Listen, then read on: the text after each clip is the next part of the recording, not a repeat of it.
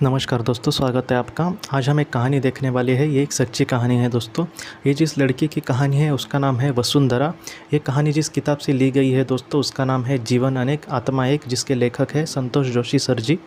ये जो वसुंधरा है दोस्तों वो जोशी सर के पास आई और उसने कुछ अपनी ऐसी प्रॉब्लम बताई कि हमें थोड़ी सी अलग लगेगी।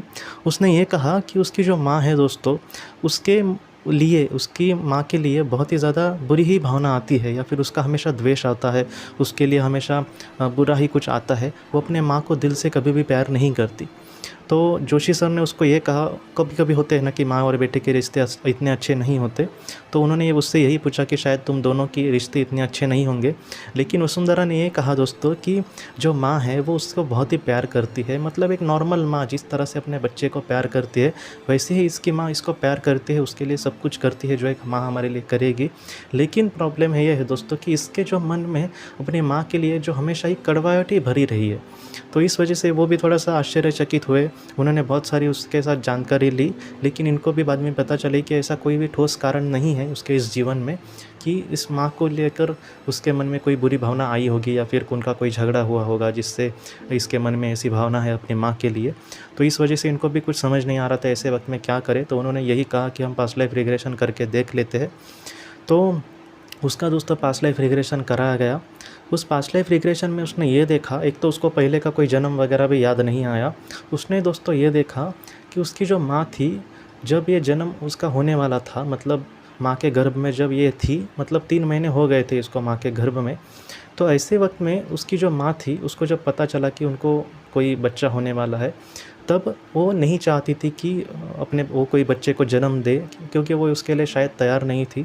उसने जिस तरह से बच्चे को ये करते हैं, बच्चे को नहीं हुआ तो जो करते हैं, तो उसके लिए भी उसने कोशिश की, लेकिन डॉक्टर ने ये कहा कि अब ये ठीक नहीं होगा तुम्हारे सेहत के लिए। तो एक अनचाहे कोई बच्चा होता है जिसको हम नहीं चाहते, तो वैसी वो बेटी उनके लिए लगी थी। और उनके दिल में बार बार यही उस वक्त भावना आती थी उनकी माँ की कि मैं इसके लिए ना जन्म दूँ, मैं इसके लिए ना जन्म दूँ। लेकिन फिर भी उसका जन्म हुआ दोस्तों, और उसने एक बहुत ही सुंदर लड़की को जन्म दिया। तो जो मन में भावना थी उसकी माँ के, वो भावना जो है वो कहीं ना कहीं इसके दिल में उतर आई थी। प्रॉब्लम ये थी दोस्तों कि जब इनको ये बेटी हुई तब उन्होंने कभी भी उसको पराया नहीं समझा और बहुत ही अच्छे से उसका देखभाल वगैरह की। मैंने एक बार आपसे कहा था दोस्तों कि मेरे साथ कोई, समझो मेरा परिवार का कोई इंसान यहाँ पर है, हमारी करीबी आत्मा है, तो कहीं ना कहीं वो सिर्फ यहाँ पर नहीं होता दोस्तों, उसकी जो आत्मा है वो आत्मालोक में भी शेष होती है। तो इस वजह से ये जब पास्ट लाइफ रिग्रेशन में थी दोस्तों, तब इसकी मुलाकात उसकी माँ से भी हुई, मतलब माँ की आत्मा से भी इसकी मुलाकात हुई दोस्तों। उसकी माँ तो ज़िंदा है इस जीवन में, लेकिन फिर भी उसने उस मुलाकात की अपने माँ की आत्मा से, और वहाँ पर दोनों ने एक दूसरे के साथ कुछ बातचीत भी की। उसकी माँ की आत्मा ने उसको ये कहा कि उस वक्त उसके जो मानवीय मन है उसको ये लगा था कि मैं शायद इस बेटी को जन्म ना दूँ, क्योंकि मैं शायद ये जिम्मेदारी ठीक से नहीं संभाल पाती थी। लेकिन मुझे जब पता चला कि मैं मतलब रास्ते सारे बंद हो गए हैं मेरे लिए और मैं तुम्हें जन्म देना ही होगा मुझे, तो ऐसे वक्त में मैंने अपने आप को संभाल लिया, और जब तुम्हारा जन्म हुआ तब तुम्हें मैं बहुत ही ज़्यादा प्यार देने लगी और तुम्हारे लिए जितना हो सके मैं करने की कोशिश करने लगी। मैंने तुम्हें कभी भी पराया नहीं समझा या फिर अनचाहा नहीं समझा। जब तुम्हारा जन्म होने के बाद उसके माँ ने उससे ये भी कहा कि वो बहुत उससे प्यार करती है और जीवन में वो जितना हो सके अपने बेटी के लिए करने की कोशिश करेगी। उसकी बेटी जो है उसके मन में ऐसी भावना ना आए तो उसको अच्छा लगेगा कि मेरी जो माँ है वो मेरी बहुत बड़ी दुश्मन है। तो ये सारी बातें उसकी माँ ने उसको कही तो बहुत ही ज़्यादा उसको अच्छा लगा, और वो एक दूसरे के साथ उन्होंने गले मिले दोस्तों। और ये सारी बातें वसुंधरा को पता चली और वो पास्ट लाइफ रिग्रेशन का सेशन दोस्तों ख़त्म हुआ, क्योंकि जो जड़ थी उसके दिल में जो कड़वाहट थी वो उसको पता चला था कि उसके माँ के लिए क्यों थी, क्योंकि वो उसके लिए शुरुआती दौर में जब वो बच्चे को जन्म देने वाली थी या फिर वो जब गर्भधारण किया था तब उसको नहीं चाहिए था कि वो जन्म दे अपने बच्चे को। तो ये सारी बातें वसुंधरा को पता चली। सवाल ऐसा भी उठता है दोस्तों कि उसको ये सारी चीज़ें कैसे पता।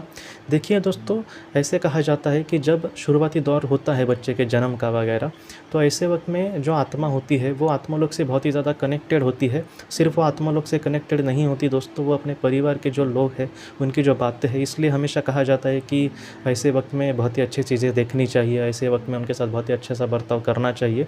क्यों कहा जाता है? क्योंकि आत्मा पर भी उसका थोड़ा बहुत असर ज़रूर पड़ता है दोस्तों। तो ये सारी जो चीज़ें थी, उसकी माँ नहीं चाहती थी कि अपने आप को कोई बच्चा हो, तो ऐसे वक्त में जो वसुंधरा थी उसकी जो आत्मा है उसको भी ये सारी चीज़ें पता चली कि मेरी जो ये माँ है वो नहीं चाहती मुझे, या फिर वो नहीं चाहती कि मेरा जन्म हो, वो ठीक से से मुझे संभालेगी नहीं। इन सारी चीज़ों को जो उसके भावना जो मन में उसके अटकी रही दोस्तों, उस वक्त वो जब जन्म हुआ फिर भी उसके मन में वैसे ही अटकी रही थी, और इस वजह से वो अपने माँ के साथ बहुत ही अच्छे से अटैच नहीं हो पा रही थी। उसकी माँ तो उसके साथ बहुत ही अच्छे से बात कर रही थी, उसको बहुत ही अच्छे से उसने संभाला और बहुत ही अच्छे से वो अपनी जीवन में अपनी बेटी को प्यार देती थी, लेकिन फिर भी इसके मन में वो सारी चीज़ें थी। लेकिन अब जो उसके दिल में जो भी कड़वाहट थी या फिर जो भी ना गलतफहमी थी वो पूरी तरह से नष्ट हो गई थी, और वो अपनी माँ को भी उतना ही प्यार देने लगी दोस्तों। तो इन सारी कहानी से हम यही सीखते हैं दोस्तों कि कभी कुछ चीज़ें ऐसी होती है कि हमारे जो अपने हैं उन पर हम बहुत ही ज़्यादा चिल्लाते हैं, या फिर उनके साथ कभी कभी दुश्मनी खामखा कुछ ऐसी बुरी भावना हमारे मन में आ जाती है। दोस्तों मैं सच कहता हूँ आपसे, आत्मा का जो गुण है वो नफ़रत नहीं सिखाता, आत्मा का जो गुण है वो प्यार ही सिखाता है। तो इस वजह से जो संत है उनके साथ कितना भी बुरा बर्ताव लोगों ने किया, लेकिन उन्होंने दुनिया को प्यार ही दिया। तो उसी तरह से हमें जीने की कोशिश करनी होगी। संतों की जैसे भावना हमारे मन में लाना बहुत ही मुश्किल है, लेकिन अपने हिसाब से जितना हम लोगों को प्यार दे सके, हमारे परिवार के लिए, हमारे परिवार को खुशी के लिए कितना कुछ कर सकते हैं उतने करने की हमें कोशिश करनी चाहिए। जो हमारे लिए कुछ करता है उसके लिए हमारे दिल में हमेशा आदर भावना होनी चाहिए, हमेशा उसके लिए प्यार होना चाहिए। जितना हो सके हम भी उसको कहीं ना कहीं उसको खुशियाँ देने की कोशिश करनी चाहिए दोस्तों। तो इसी को मैं कहूँगा कि सच्चा जीवन कहते हैं। इस तरह से जो जीता है वही शायद असल में जीता है दोस्तों। तो इसी तरह से हमें जीने की कोशिश करनी होगी, और हमारे जीवन में हमारे जो करीबी लोग हैं उनको जितना हो सके खुशियाँ देने की कोशिश करनी होगी, और हमारे जीवन का सार्थक करना होगा। आज के इस भाग को लेकर अगर आपके कोई भी सवाल हो तो आप ज़रूर पूछें, जितना हो सके मैं उसका आपको जवाब देने की कोशिश करूंगा। हम अपनी अगली वीडियो में मिलते हैं। आप अपने परिवार का ख्याल रखना। आपका बहुत बहुत शुक्रिया। ज़िंदगी की रोशनी ये संस्था ऐसे लोगों के लिए काम करती है जिन्होंने किसी अपने को खोया है, या फिर जो लोग अपनी ज़िंदगी में बहुत ही ज़्यादा दुखी है। जो लोग इस संस्था से जुड़ते हैं उनको तकरीबन 50 किताबें भेजी जाएगी उनके व्हाट्सएप पर या फिर ईमेल पर।